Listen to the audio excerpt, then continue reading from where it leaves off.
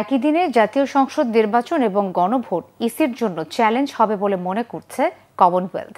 এমনটাই জানিয়েছেন নির্বাচন কমিশনের সচিব আখতার আহমেদ। সকালে নির্বাচন ভবনে সিসি-এএমএম নাসির উদ্দিনের সাথে বৈঠকে একথা জানিয়েছেন বাংলাদেশ সফররত সংস্থাটির মহাসচিব শার্লি বোচয়। তবে ইসি নির্বাচনী দায়িত্ব সুষ্ঠুভাবে পালন করবে এমন আশা তার।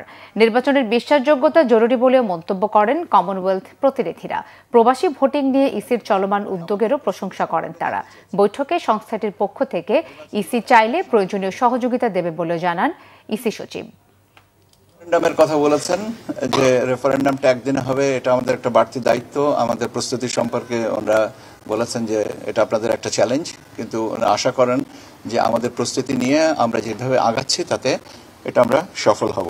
প্রবাসী অবজারভার্স যারা আছেন বিদেশ থেকে আসবেন তাদের ক্ষেত্রেও আমরা বলেছি যে আমরা স্বাগত জানাচ্ছি এবং আসবেন, এবং আমরা আশা করি যে আমাদের এবারের যে free, fair, credible, participatory election যেটা হচ্ছে সেটা সম্পর্কে আমরা একটা ভালো রেজাল্ট পাবো।